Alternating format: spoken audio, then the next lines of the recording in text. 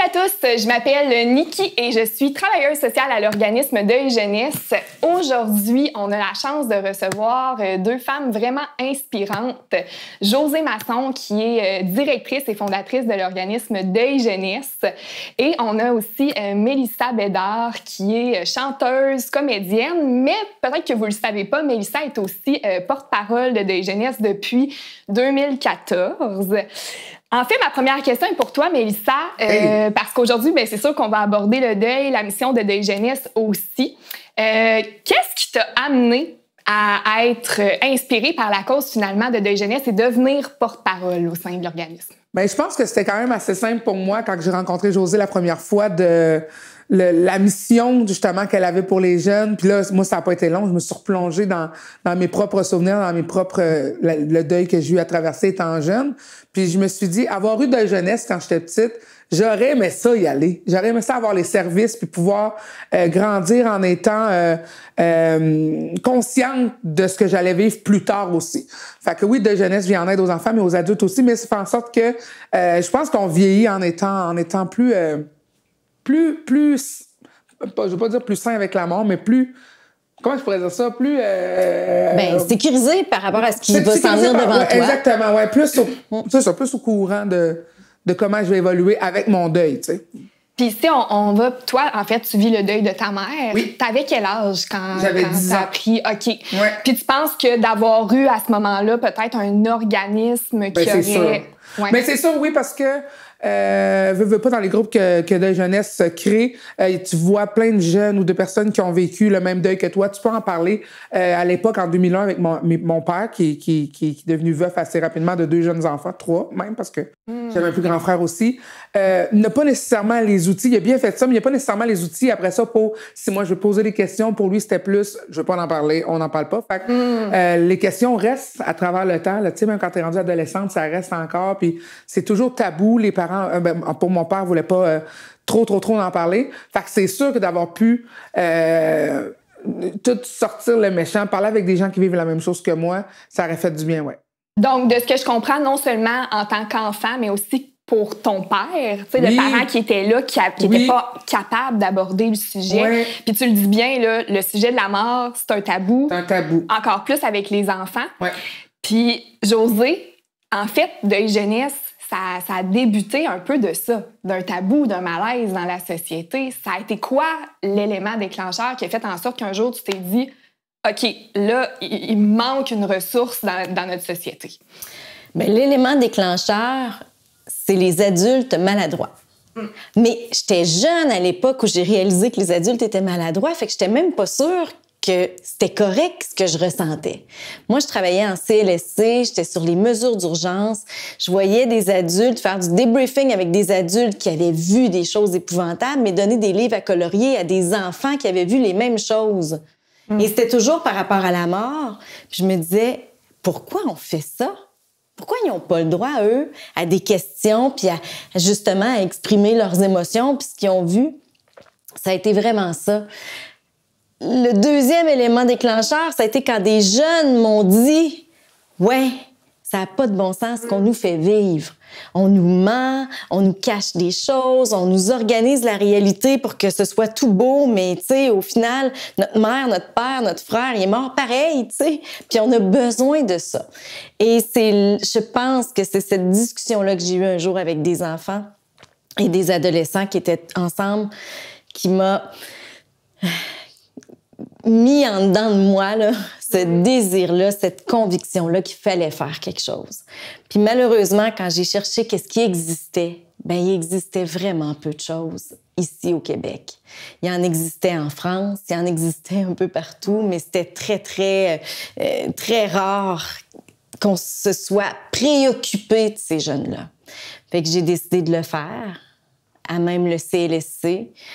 Puis, à un moment donné, c'était trop présente dans moi. J'étais plus capable de revenir une généraliste travailleuse sociale. Là. Cette expertise-là, elle faisait partie de moi. Puis, je pouvais pas m'imaginer pas continuer sur cette voie-là. Puis, pas faire profiter, finalement, les jeunes du Québec, là, de pas les faire profiter d'une possibilité d'avoir un lieu neutre pour s'exprimer, puis d'avoir des vraies réponses à leurs questions, puis d'avoir des services qui répondaient à leurs besoins.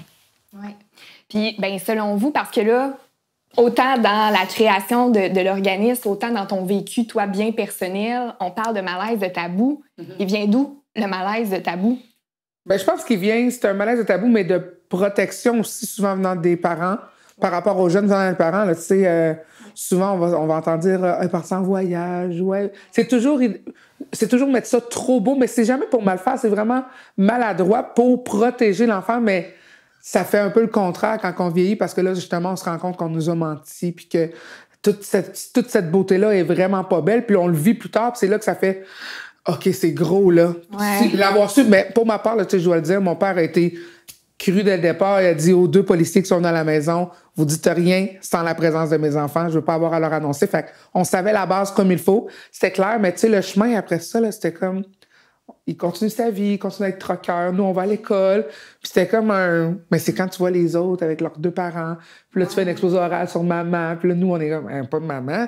Fait que c'est tout ça, là, le malaise vient du fait qu'on parle pas assez puis qu'on essaye de mettre ça trop beau. Oui, puis de le réaliser jour après jour, de ce que je comprends aussi dans comme qu'est-ce que tu vis, dans tes limites. À travers les autres, à travers tes amis, tes collègues que tu vois tous les jours, il y a toujours une remise en question de « OK, moi, il s'est passé ça, mais tu veux pas en parler pour pas déranger. » Tu sais, ça vient avec un gros bagage quand à la base, le travail n'a pas été bien encadré, là. Oui. Puis Josée, je pense que tu voulais... Ben, j'ai mis un mot là-dessus. Moi, j'appelle ça des maladresses d'amour. Hein. C'est clair que c'est parce que les adultes aiment les enfants qui veulent protéger la réalité, mais ils protègent pas les enfants en faisant ça, évidemment. Moi, je pense qu'il y a un malaise, effectivement, de voir de la douleur chez nos jeunes, même chez l'adulte. Tu sais, un adulte vit la mort de son conjoint, il revient au travail, tout le monde est mal à l'aise. Donc, c'est pas juste les enfants qui rendent le malaise, c'est vraiment la mort. Puis on est passé d'une société où il y avait des pleureuses, puis où, tu sais, on pouvait l'exprimer, cette douleur-là, puis on en parlait de la mort. Puis quand il y avait des funérailles, il y avait plein de gens aux funérailles, à une société frileuse qui, quand ça pleure trop fort, on sort les gens de l'endroit où ils sont. Avant, on prenait des photos de la personne dans le cercueil. Maintenant, tu sais, faut pas... Il y a vraiment quelque chose qui s'est installé. Puis moi, je pense que ça s'est installé dans la mort, c'est un peu l'échec de la vie. Tu sais, on la veut pas. On la veut pas. On n'en parle pas au souper. Les gens meurent. Ils n'ont pas fait leur testament. Ils n'ont pas parlé avec leur conjoint de comment ils voulaient la disposition de leur corps. On la veut pas. Puis, on le sait tellement. Deuil Jeunesse faisait des kiosques avant, là, on participait à ça. On participe plus parce que les gens faisaient ça comme ça. Ils voulaient pas nous voir. Alors, il y a quelque chose dans le deuil, souffrance, mort, là, qui est vraiment là, stigmatisé. Là. Ouais. Bien, il y a vraiment quelque chose de particulier aussi parce que c'est un peu de voir la mort comme étant une surprise. On la nie tellement qu'au moment où ça arrive, c'est surprenant, on s'attendait pas à ça alors qu'on aurait pu le préparer dès le moment où on a la naissance d'un enfant, on sait que ça peut arriver. Donc, c'est vraiment spécial, ce déni-là qui est vécu tout au long de la vie. Puis Mélissa, tout à l'heure, tu dis « j'ai grandi, j'ai découvert des choses ». Est-ce que ce sujet-là, tu as senti qu'à un moment donné, au sein de ta famille, c'est devenu plus ouvert? Est-ce que vous avez eu des ressources qui vous ont permis que ce soit plus ouvert au fait? Ben, dans mon enfance, non. Je te dirais que maintenant, mon père est devenu un pleureur, il a ouvert ses émotions. On dirait que le fait qu'on soit rendu plus grand et conscient, puis qu'il voit aussi que je me suis impliquée auprès de jeunesse, puis que j'en parle ouvertement maintenant de la mort, ce que lui faisait pas, on dirait que ça le rassure, puis il est comme... Il y a un laisser-aller plus facile maintenant. Il est moins... c'est peut-être qu'il vieillit aussi, mais je trouve que son armure, c'est comme un peu d'effet. Puis là, il vit les émotions vraiment beaucoup. Puis, tu sais, avec l'ère des réseaux sociaux, jamais qu'il aurait parlé de ma mère. Maintenant, toutes ses fêtes, il va y écrire un petit message. C'est juste simple, mais moi, je le vois qu'il a fait un pas vers lui-ci. Il fait encore son deuil. Ça va rester toute sa vie, tu sais. Puis pour ça, je vois une différence. Mais je sais pas s'il a consulté... puis toutes ces choses-là, mais je trouve qu'il est plus ouvert maintenant, ouais. Oui, puis tu n'as pas nécessairement consulté au moment où c'est arrivé. Quel impact ça a eu pour toi, tu sais, quand tu as compris ce qui se passait? Moi, à l'adolescence, là, c'était... Envers mon père, tu sais, j'ai jamais eu de crise d'adolescence. Là. J'ai toujours été une petite fille bien boblie. Mais j'avais l'impression toujours d'avoir un masque parce que je consommais quand même énormément. Mais tout seul, tu sais, c'était pas quelque chose que je voulais étaler. C'était comme se faire violence un peu à soi-même. Là, tu sais, je m'infligeais des trucs par mal, mais par quel mal? Mais ça, c'est plus tard avec justement les psychologues et tout ça que j'ai compris que ça venait d'un trop-plein que j'avais besoin de l'extérioriser. Ouais, j'avais besoin de l'extérioriser, puis ça passait par la consommation, puis ça fait des ravages parce que autour de toi, il n'y a personne qui le sait. Tu vas à l'école, t'es « Oh, allô, allô? Ouais. » Mais au fond de toi, tu passes tes soirées dans ta chambre à juste consommer. C'est pas sain, là. Oui, OK. Puis, tu sais, là, on parle de la mort, sans tabou en ce moment. Tu sais, on va explorer vraiment ça, mais j'ai une question bien personnelle à chacune de vous dans vos rôles qui sont très, très différents, dans votre vécu personnel aussi. Est-ce que la mort, est-ce que ça vous fait peur, en fait? Moi, beaucoup. Moi, non. OK. Ben, je trouve ça intéressant. J'aimerais ça vous entendre là-dessus. Bien, je sais pas si c'est la mort qui me fait peur, parce que avant d'avoir des enfants, j'avais pas cette peur-là. Okay. Mais maintenant que j'ai des enfants, c'est comme un peu le fait que j'avais vécu la mort de ma mère jeune qui fait en sorte que j'ai peur de mourir jeune puis de laisser mes enfants. Même si je sais que j'ai survécu, tu sais, je suis là puis on en parler. Mais il y a comme tout... Quand j'ai des enfants, c'est là que j'ai eu un pic de peur de la mort. Tu sais, ouais, vraiment beaucoup. Ça arrive souvent, ça? Oui, ben oui, nécessairement. Puis tu sais, moi, pour ma part, moi, j'ai pas peur de la mienne, vraiment pas, là. Ça c'est clair, c'est casé, là. Puis il y a quelque chose que j'ai compris, puis tu sais, je pense que peut-être qu'il y a des gens qui vont entendre ça puis qui vont dire, tu sais, on n'a pas de contrôle. On n'a tellement pas. Parce que pendant 26 ans, moi, j'ai entendu des histoires inimaginables.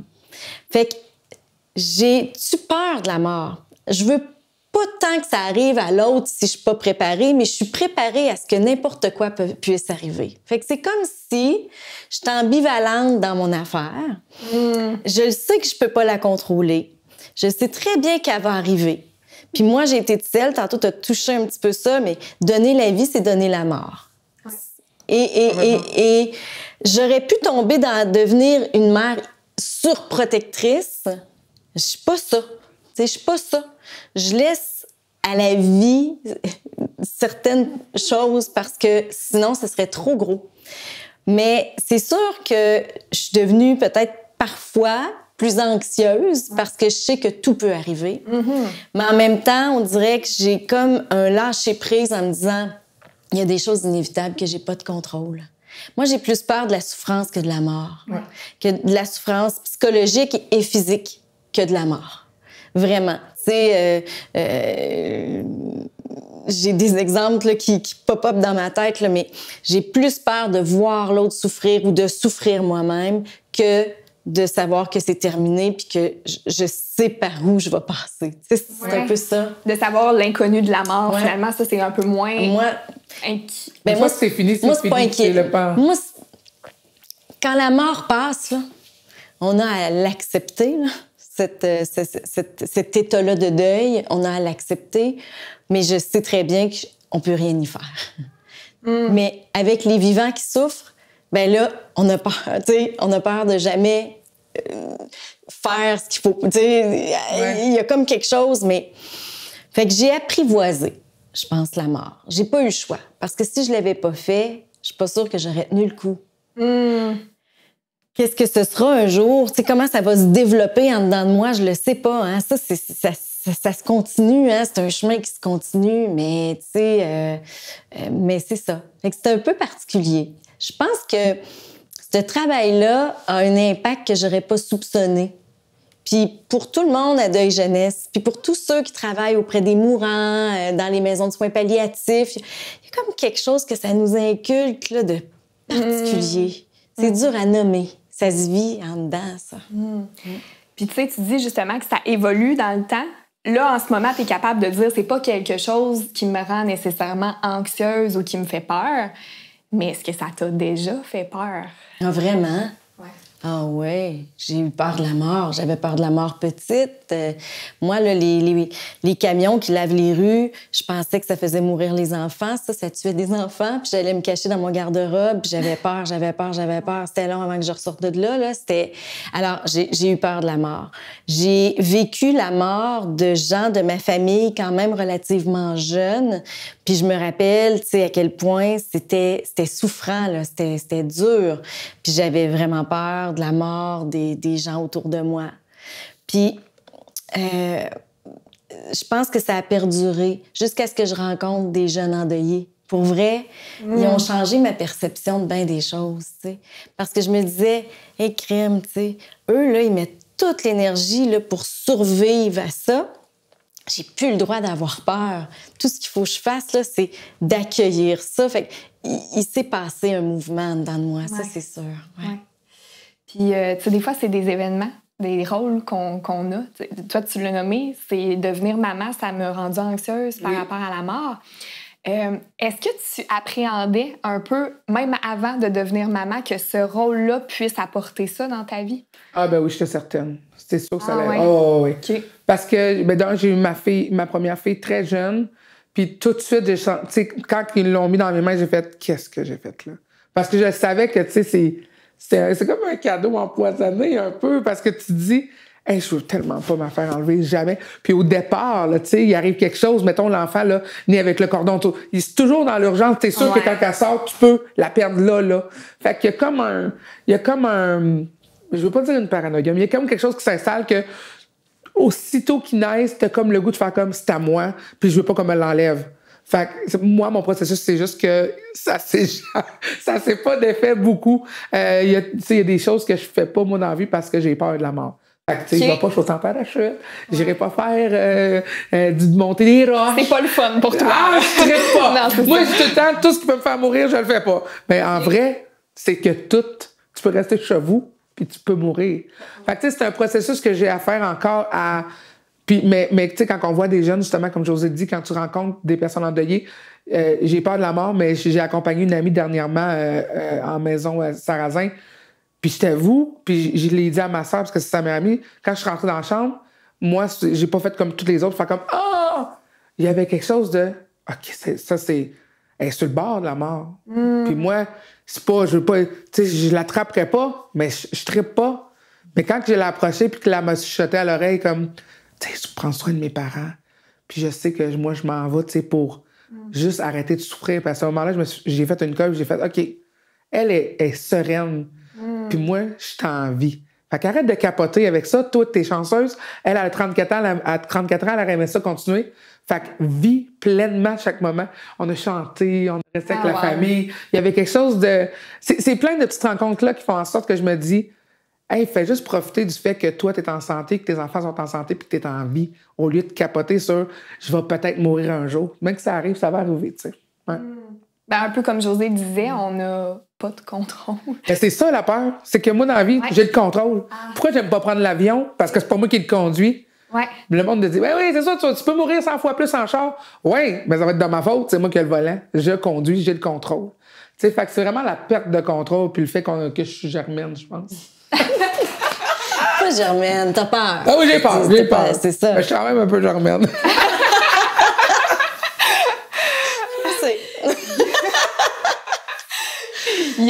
Est-ce qu'il y a autre chose que tu appréhendais dans ta vie qui est arrivée?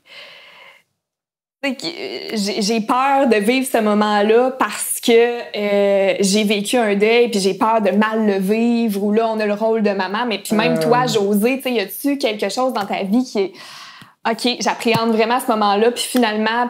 ben je le vis puis c'est pas si mal ou finalement c'est pire que je pensais parce que on entend souvent des jeunes dire ben moi j'appréhende ce moment-là, mon bal des finissants par exemple parce que la personne ne sera pas là ou Oui. Mais ça fait partie de tout le temps toutes les premières fois. Tu sais se marier ça arrive une fois, fait que c'est sûr que on avait préparé un beau petit moment. Le meilleur ami à mon chum, il était décédé 2 mois, pas 2 mois, mais je pense 2 ans avant qu'on se marie. Tous ces moments-là, mais on a créé quelque chose pour les inclure, pour justement avoir à vivre ce moment-là moins difficilement. Fait qu'on avait créé une table avec les assiettes, avec les photos, puis un livre de signature. Fait on a rendu comme cette absence-là physique. Puis les gens qui sont venus au mariage ont vu cette table-là, puis OK, on a une pensée. Tu sais, fait les gens ont pas fait comme on les oublie, puis on passe à autre chose. C'était physique, fait que ça a bien passé. Okay. Mon père était content qu'on ait fait ça. Parce qu'au début, moi, mon idée, c'était quasiment d'avancer avec ma mère une photo. Il était comme, je suis pas très à l'aise. Je suis pas très à l'aise, Mélissa. Puis j'ai dit, OK, mais si je crée ça comme un peu un... Tu sais, c'est pas, je veux pas dire magique, mais c'était vraiment un beau moment d'avoir juste cette table-là vide que personne touche, mais nous, on le sait. Tu sais, fait que ça vient apaiser le lourd, là. Oui, oui. Puis, au fil du temps, qu'est-ce qui fait du bien? Est-ce que tous les jeunes ont besoin d'en parler, tu penses, Josée? Tu sais, toi, dans ton expérience, tu en as vu passer des familles, tu en as vu passer des jeunes. Est-ce que tout le monde a nécessairement besoin d'un soutien professionnel? Non, ça, je suis convaincue que non. Puis, tu sais, ça, c'est certain. Le réseau peut vraiment faire la différence. Les passions peuvent faire la différence. Les intérêts. Parce que s'exprimer, c'est pas juste en mots. Il y a des jeunes qui parleront jamais, mais qui vont jouer au hockey, puis ça vaut pour plein de mots. Par contre, ce qui manque dans notre société, ce qui manque actuellement, c'est l'éducation pour savoir quand est-ce qu'un jeune devrait consulter ou même un adulte. C'est quoi les signaux qui disent « Oh là, on est en train de franchir, il y a un drapeau là, qui se lève, il faut faire quelque chose. » Puis ça manque vraiment dans notre société, cette éducation-là. Parce qu'on a tout le temps deux pans. On a les parents qui s'inquiètent tout de suite, qui disent il faut absolument, absolument, absolument. Le jeune, il sait même pas encore que sa mère est morte, que déjà le premier rendez-vous de suivi est déjà amorcé. Qu'est-ce que ça fait? Pour moi, là, ce que ça fait, c'est en train de dire à un jeune, t'es pas capable de t'en sortir seul. Tu iras jamais mieux seul. Moi, j'aime ça, qu'on donne l'expérience, qu'on explique qu'on existe, qu'on explique c'est quoi le deuil. Tu sais, on peut faire ça, mais un suivi thérapeutique, là, un suivi là, psychosocial, il n'est pas nécessaire, pas du tout. Mais il y a aussi l'autre pan là, dans notre continuum, c'est les parents qui font « aller consulter, il va sentir qu'on le prend pour un fou, tu sais, voyons, ça n'a pas de bon sens », puis qui vont laisser des troubles aller sans aller consulter. Je pense que ça prend un équilibre, vraiment. Premièrement, quand un jeune dit « Moi, j'aimerais ça aller rencontrer une madame, puis un monsieur, là », ben on y va. Ça veut dire que moi, maman, je sais pas quoi dire. Je sais pas ce qui va lui faire de la peine. Je sais pas ce qui va la faire réagir. J'aime mieux parler à quelqu'un qui pleurera pas puis qui me connaît pas, tu sais. Ça, là, c'est important de saisir ça. Fait que ça, faut le faire. Mais pour ça, faut que les jeunes sachent que ça existe. Puis ça manque trop. C'est la façon aussi de le dire, la façon de l'aborder. Et qu'on a une grosse partie d'éducation à faire encore, vraiment. Oui, absolument.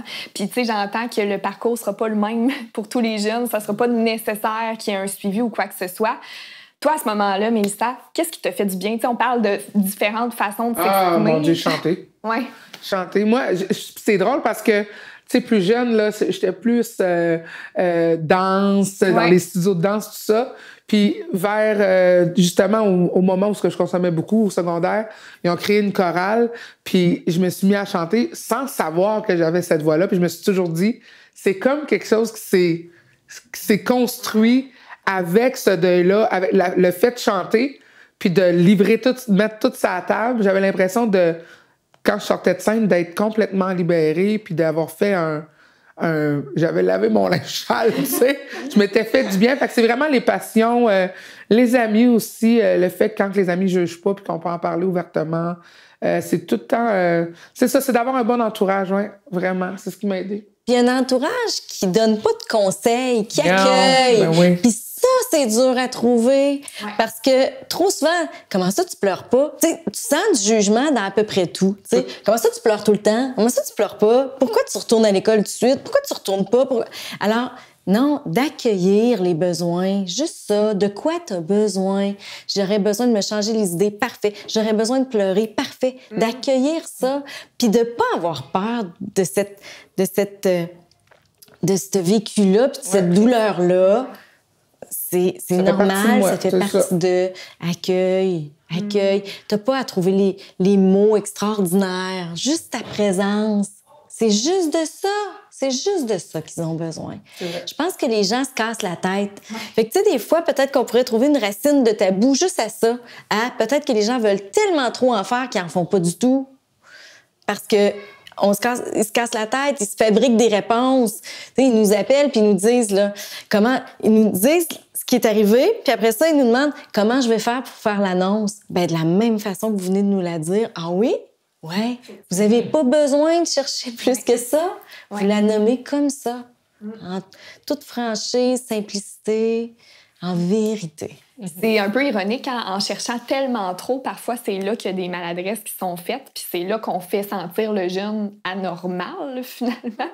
Est-ce que ça t'est arrivé d'avoir des réactions de ton entourage qui t'ont fait un peu sentir je pense que je suis pas normale en ce moment dans ce que je vis, ou est-ce que ça t'est arrivé, ça? Non, pas beaucoup, non. Moi, c'était vraiment plus dans le justement, comme je disais tantôt, quand les enfants ou quand les parents viennent, tu sais, les deux parents viennent chercher l'enfant, ou on s'en rend compte, ça, malgré que j'avais 10 ans, 11 ans, je le voyais, tu sais, hey, c'est chanceux, ses deux parents, hey, c'est le fun. Ou le contraire, quand quelqu'un, même encore aujourd'hui, quand quelqu'un chiale contre un parent, je suis comme, oh mon Dieu, tu peux même pas savoir, là, arrête de chialer tout de suite, la journée que tu l'auras pas. Tu sais, je suis plus rationnelle, puis je suis capable d'accompagner mes amis justement à dire, hey, tu sais-tu que tu viens de parler mal à ta mère? C'est que elle fait tout pour toi, elle s'occupe de toi, mais tu ne l'as plus, là. Je suis plus dans le conscientiser. Dans le conscientiser, puis dans. Mais c'est vrai qu'enfant, quand tu vois les exposés oraux, ma personne préférée, c'est ma mère, la personne préférée, c'est mon père. Il y a toujours un petit. Il y a toujours quelque chose qui va te faire penser à ton deuil. Fait que tu vas l'avoir toute ta vie, ça va te suivre jusqu'à ma propre mort. Fait qu'il faut être doux avec nous-mêmes, ouais. Faut l'apprivoiser, mais être doux. Puis pas avoir peur que même si ça fait 30 ans, tu peux pleurer encore. C'est quelque chose qui reste, tu sais. On peut apprendre à vivre avec puis en faire nos forces, là. Ça peut se transformer en quelque chose de beau. Moi, je dis tout le temps, là, souvent, puis ça fait sauter les gens, tu sais, quand je dis ça. Ça serait pas arrivé, j'aurais sûrement pas la même vie. J'aimerais pas ça que ça réarrive. J'aurais aimé mieux que ça arrive pas, mais là, ça s'est fait. Puis ça fait en sorte que j'ai pris mon père à déménager. On a pris d'autres chemins. J'ai rencontré des gens. J'ai créé un autre cercle. Puis ça fait en sorte que je suis la personne que je suis puis je fais le métier que je suis ou que je fais aujourd'hui. Fait que sûrement que sans la mort de ma mère, je serais pas la même personne, tu sais. Fait qu'il y a du beau là-dedans. Oui. Puis ça résonne parce qu'en fait, j'ai déjà une maman au téléphone qui m'a dit, il venait d'apprendre le décès du père des enfants, puis elle m'a demandé, est-ce que c'est possible pour mes enfants d'avoir une vie heureuse encore? Ben oui. Ben, c'est un peu ça. C'est complètement. Puis c'est ce qui est fun parce que là, j'ai moins de temps d'y aller, mais quand je vais voir les jeunes j'ai pas besoin de m'expliquer. Puis les jeunes sont souvent frais, endeuillés, là. Ouais. Puis juste le fait que je parle de mon parcours, puis que j'ai foncé, que j'aurais peut-être pas eu le guts avant de le faire, que maintenant, il y a plus rien qui me fait peur, puis j'ose. Ça donne l'espoir aux gens. Puis souvent, quand je sors de là, les gens me disent « Hey, c'est vraiment cool, moi, j'aimerais ça, être pro-NBA, faire des... » Puis je suis comme « Ouais, mais fais-le! » C'est comme si après la mort, on devait tout s'éteindre, faire comme « Je dois absolument être dans la mort, puis je dois absolument être triste. » Pas ça. Tu vas être triste à plein de petits moments dans ta vie, mais il y a plein d'autres moments où tu vas être joyeux, puis c'est correct, tu as le droit, tu sais. C'est puissant, ça. Vraiment. Quand Mélissa passe à Deuil Jeunesse, c'est puissant quand on entend le vécu d'une personne qui est passée par son deuil à lui. Hein, c'est jamais pareil, hein, c'est toujours unique, mais qui a continué à croire à ses rêves, à croire en la vie. Ça, c'est puissant. Puis moi, ça, c'est ce qui me motive le plus à continuer, c'est de créer l'espoir que la vie, elle s'arrête pas parce que la vie d'une personne que t'aimes s'est arrêtée. Parce que tout ce qu'elle t'a transmis, tu sais, dans l'amour, dans l'apprentissage, dans plein de choses, ça vit encore. Ça se tue pas, ça. Puis la tienne, là, tu l'as bâtie à travers ça. Puis ça fait partie de du fondement de ta vie. Tu vas pouvoir t'y référer. Puis oui, parfois, tu vas pouvoir dire, Colin, pourquoi? Tu sais, pourquoi qu'elle est morte? J'aurais voulu tellement l'avoir à ce moment-là. Mais ça te fait apprécier, par exemple, les autres fragilités autour de toi. Fait que... Puis j'ai toujours peur, moi. J'ai peur que dans les maladresses, la société peigne la mort plus belle que la vie, puis que nos jeunes perdent cet espoir-là. Parce que des endeuillés, il y en a autour de nous au quotidien. Toujours, ouais. Puis on le sait pas parce que c'est pas écrit, tu sais, c'est pas écrit à nulle part. Mais il y en a partout autour de nous, puis des histoires belles, il y en a tellement de belles histoires. Puis ça fait pas que la vie est juste belle, mais y a-tu quelqu'un qui a juste une vie belle, qui ait deuil ou pas, tu sais? Fait que j'aime ça, ce discours-là, parce que ils en ont besoin, ces jeunes-là. Mais les adultes aussi en ont besoin. Tout le monde en a besoin de savoir que la vie, là, elle continue, puis que tu peux continuer à avoir des rêves, des projets, puis des gens qui t'aiment autour de toi. Ouais. Vraiment. Bien, je trouve ça vraiment beau. Puis bien, je souhaite finir avec une dernière question. Si on avait un jeune là, présentement là, devant nous là, qui vient de vivre le deuil, le décès d'un proche, t'aurais envie de lui dire quoi? Toi, dans ton expérience, c'est la première chose qui te vient en tête. Comment choisir? Oublie le temps. Il n'y a pas de temps. Il n'y a pas de temps pour un deuil. T'as pas un temps pour pleurer, t'as pas un temps pour faire ci, t'as pas un temps pour... Puis si tu fais ton deuil, il n'y a pas de temps. Vis-le à ta façon, comme toi tu le veux. Si t'as envie de pleurer, tu pleures. Si t'as envie de rire, tu ris. Oublie les conseils. Ouais, vas-y vraiment à ta façon. Si t'as besoin de t'outiller, tu t'outilles. Si t'as pas besoin, tu le fais pas. Mais ouais, oubliez le temps. Tout le temps, il n'y a pas un temps pour tout dans la vie. Hein? Ben, merci beaucoup, Josée, Mélissa. Quelle conversation riche. Puis j'espère vraiment que les gens qui nous écoutent en ce moment ont apprécié ce moment-là. Merci du fond du cœur. Merci. Ça fait du bien. Hein? Même là, tu vois, on a vu le jaser, puis ça fait du bien. Ouais. Vraiment. Merci.